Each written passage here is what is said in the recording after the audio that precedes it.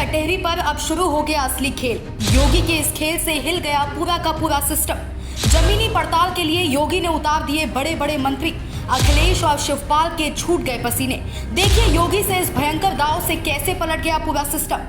UP में उपचुनाव की 10 सीटों को लेकर एक और बड़ा भयंकर खेल शुरू हो गया है। सभी पार्टियों के शोर शराबों के बीच सीएम योगी ने बहुत बड़ी चाल चल दी है। योगी के इस चाल से अखिलेश यादव और राहुल गांधी को उपचुनाव की 10 सीटों पर तगड़ा करंट लगने जा रहा है। सीएम योगी चुनाव से पहले ही आरएसएस के साथ एक बैठक कर अखिलेश यादव के पीडीए फॉर्मूले को ध्वस्त कर देने का भयंकर प्लान बनाया, जिसके बाद से मिल्कीपुर और अंबेडकर नगर की कटहरी सीट पर सियासी माहौल और गर्म हो उठा है।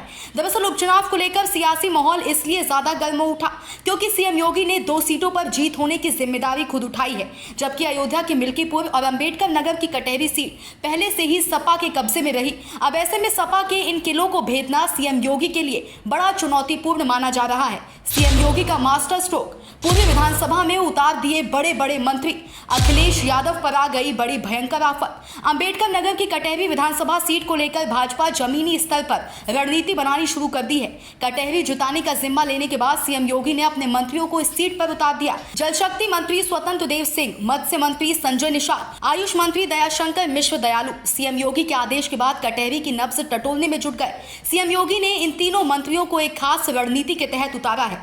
जानकारी के मुताबिक बता दें कि अभी तक कटहरी पर पार्टियों ने जातीय समीकरण के आधार पर जीत हासिल की है। अब तक बीजेपी यहां से केवल एक ही बार चुनाव जीत पाई है। इसी को देखते हुए सीएम योगी ने इस बार जातिगत कार्ड खेला है। कटहरी विधानसभा सीट पर जातीय समीकरणों की बात की जाए तो इस सीट पर सबसे अधिक संख्या अनुसूचित जाति के वोटरों की है। इसके बाद ब्राह्मणों की है, जिसमें अनुसूचित जाति में धोबी और पासी मिलाकर 95,000 वोटर हैं।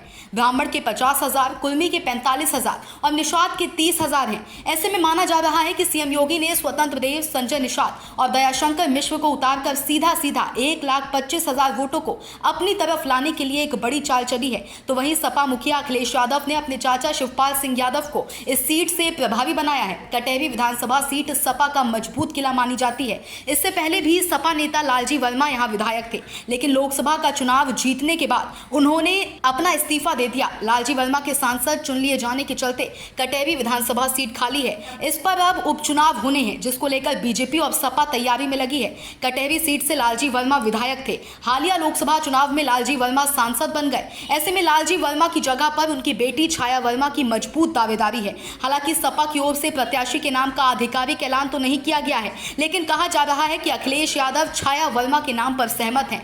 छाया वर्मा पेशे से डॉक्टर हैं। उन्होंने साल 2018 में बीआरडी मेडिकल कॉलेज गोरखपुर से एमएस किया है। वो पहले भी चुनाव लड़ चुकी हैं। लालजी वर्मा पहले बसपा में थे और मायावती के करीबी नेताओं में गिने जाते थे। साल 2019 में जलालपुर विधानसभा उपचुनाव में छाया वर्मा बसपा की प्रत्याशी के तौर पर मैदान में उतरी थी। हालांकि तब उन्हें हार का सामना करना पड़ा था। अब देखना है कि इस सीट पर सीएम योगी अपने सियासी समीकरण में सफल होते हैं या सपा का दबदबा कायम रहता है। Bureau report, DK Tripathi, Saam TV. Subscribe करें साम टीवी, क्योंकि हम आ गए हैं अब आपके बीच। दिखाएंगे सत्ता के वादों और अपराधियों के एक एक कारनामे की हकीकत। और हाँ, अगर आपके पास भी हो कोई ऐसी खबर तो कमेंट करके हमें बताएं, क्योंकि बिना डर और दबाव के हम दिखाते हैं हर एक खबर डंके की चोट पर।